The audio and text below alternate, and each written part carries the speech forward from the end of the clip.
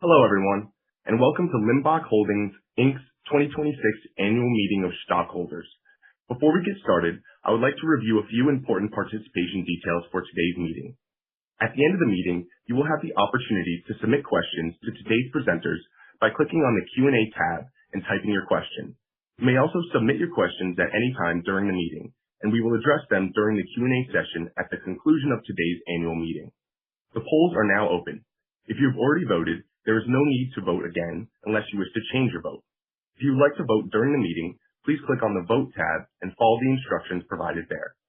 At this time, I would now like to introduce Joshua S. Horowitz, Chairman of the Board of Directors of Limbach Holdings, Inc. Good morning and welcome to the Limbach Holdings Incorporated's 2026 Annual Meeting of Stockholders. The meeting will now come to order. As previously stated, I am Joshua S. Horowitz, Chairman of the Board of Directors of the company. On behalf of the Board of Directors and the executive management team of the company, we hope that you and your families are doing well. I would like to thank all those who made it possible to conduct this virtual meeting and look forward to interacting with our stockholders on today's call. I will act as chairman of the meeting, and Jeremy Garvey, a representative of Cozen O'Connor, our outside counsel, will serve as secretary. Representatives of Crowe LLP, the company's independent registered public accounting firm, are also present. At the end of the meeting, they will be available to respond to questions from stockholders as appropriate. Upon logging into the meeting via your unique join link provided in your meeting invitation email, each of you were presented with an order of business for the meeting. Also presented was a list of the rules of conduct for the meeting. To conduct an orderly meeting, we ask that participants abide by these rules. As stated in the rules of conduct, stockholders will be on mute during the duration of the meeting. Should you desire to ask a question during the meeting, you may submit text questions by typing your questions into the questions chat pane of the control panel. You may submit your questions at any time during the meeting. Questions pertaining to the conduct of the meeting will be addressed during the session if relevant. All other questions will be collected and considered during the Q&A session, along with other questions submitted in advance of this meeting at the end of today's meeting as time permits. Thank you for your cooperation with these rules. I asked Mr. Garvey to give the Secretary's report on the qualification of this meeting to proceed. Mr. Chairman, this meeting is held pursuant to a written notice mailed to all stockholders of record as of the close of business on April 17th, 2026. The notice mailed to all stockholders was accompanied by the proxy statement, the form of proxy, and the annual report for fiscal year 2025. These documents will be filed with the records of this meeting. In addition, the proxies and the certified list of stockholders are in custody of the Inspector of Elections. Mr. Garvey has been appointed the Inspector of Elections and has taken the oath of office, which has been filed with the company's records. Mr. Garvey, do we have a quorum? Yes, our proxy solicitor, Georgeson, has reported that at least the majority of the company's issued and outstanding capital stock entitled to vote are represented at this meeting, either attending the meeting or by proxy. This constitutes a quorum of stockholders, and all legal requirements for holding this meeting have been satisfied.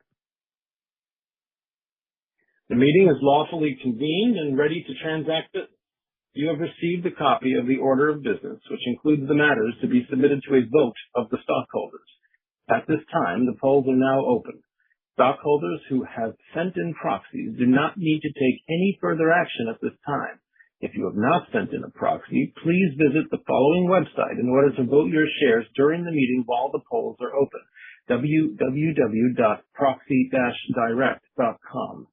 You will need your virtual control number and security code in order to vote your shares, each of which was provided on your Notice of Internet Availability, proxy card, or voting instruction form. We will now proceed to the matters to be voted on. The first item of business is a proposal to elect Joshua S. Horowitz, Linda G. Alvarado, and Terrence P. Dugan as Class A members of our Board of Directors, each to serve for a 3-year term. Is there any discussion concerning the election of directors? The second item of business is a proposal to approve the compensation of our named executive officers via a non-binding advisory vote. there any discussion concerning the approval of the compensation of our named executive officers via a non-binding advisory vote? The third item of business is a proposal to approve on a non-binding advisory basis the frequency of future advisory votes on the compensation of our named executive officers. Is there any discussion concerning the proposal to approve on a non-binding advisory basis the frequency of future advisory votes on the compensation of our named executive officers? The fourth item of business is to ratify the appointment of Crowe LLP as our independent registered public accounting firm for the fiscal year ending December 31, 2026. Is there any discussion concerning the appointment of Crowe LLP as our independent registered public accounting firm for the fiscal year ending December 31, 2026? Has everyone who desires to vote on the proposals done so? I hereby declare the polls closed. The Inspector of Elections will now tabulate the votes and report the preliminary results before the close of the meeting. I have been advised by the Inspector of Elections that the tallies are now available, and I will ask the Secretary to read them.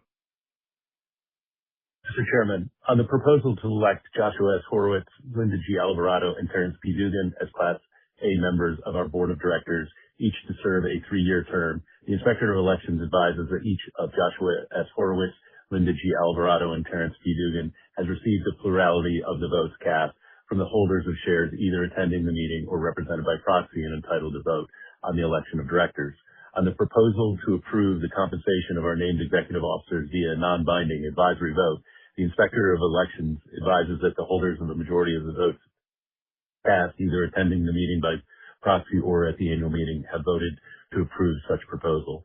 On the third proposal, the proposal to approve the on a non-binding advisory basis, the frequency of the future advisory votes on compensation of our named executive officers, the Inspector of Elections advises that the holders of the majority of the votes cast, either attending the meeting or by proxy at the annual meeting, have approved holding such advisory vote every year.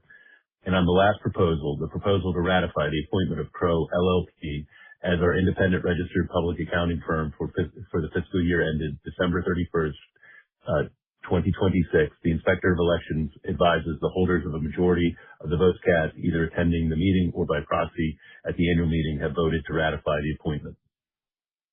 Mr. Chairman, the final results of the stockholder vote reflecting all proxies received by mail or otherwise through the close of this meeting and any votes cast during the meeting with respect to each of the proposals will be included in the final report of the Inspector of Elections and will be published in a Form 8-K within 4 business days after the final results are known and will be available upon request. Thank you, Mr. Garvey. There being no further business, the meeting is now adjourned. Thank you, Mr. Horowitz and Mr. Garvey. I want to thank you for attending today's virtual meeting for the support you've shown for Limbach Holdings, Inc. We will now have a brief question and answer period. During this period, the representatives of Crowe LLP are available along with management to respond to appropriate questions from stockholders.